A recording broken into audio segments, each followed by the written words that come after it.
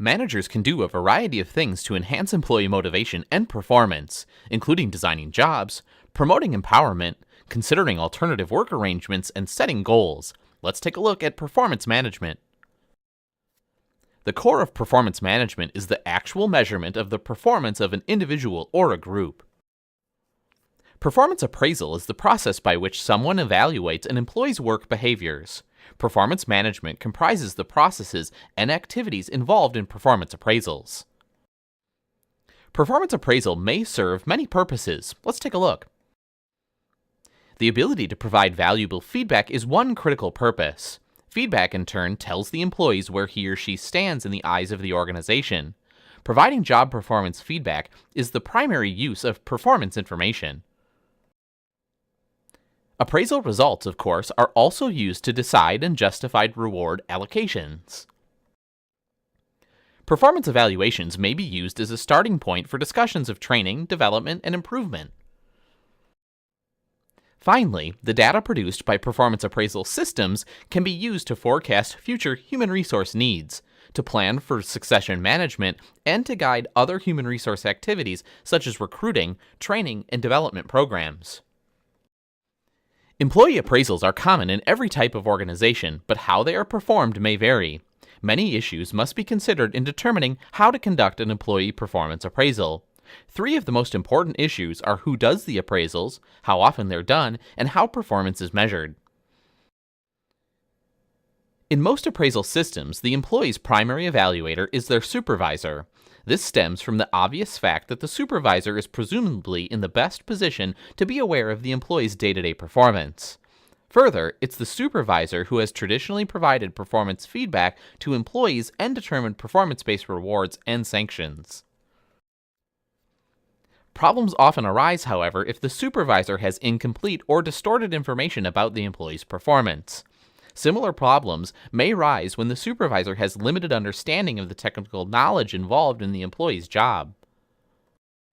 One solution to these problems is the multi-rater system that incorporates the ratings of several people familiar with the employee's performance. One possible alternative, for example, is to use the employee as an evaluator. Although they may not actually do so, most employers are actually very capable of evaluating themselves in an unbiased manner. One of the more interesting multi-rater approaches being used in some organizations is called the 360-degree feedback. This method involves receiving performance feedback from all of those on each side of the organization, their boss, their colleagues and their peers, and their own subordinates. Another important issue is frequency of appraisals. The organization usually conducts performance appraisals on a regular basis, typically once a year. Annual performance appraisals are convenient for administrative purposes such as record keeping and maintaining a level of routine that helps keep everyone comfortable. Some organizations also conduct appraisals semi-annually.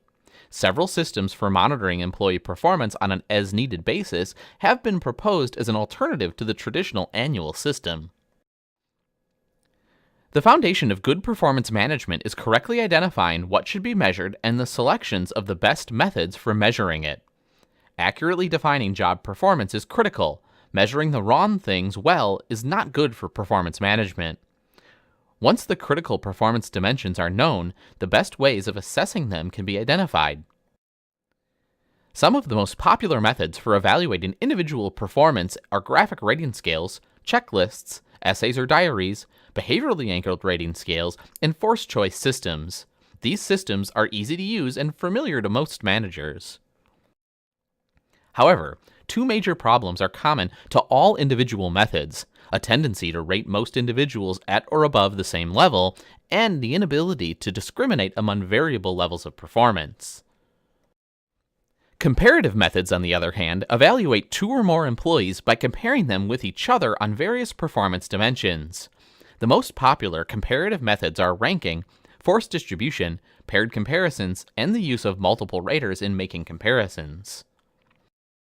Comparative methods are more difficult to use than individual methods, are unfamiliar to many managers, and may require sophisticated development procedures and a computerized analytical system to extract usable information.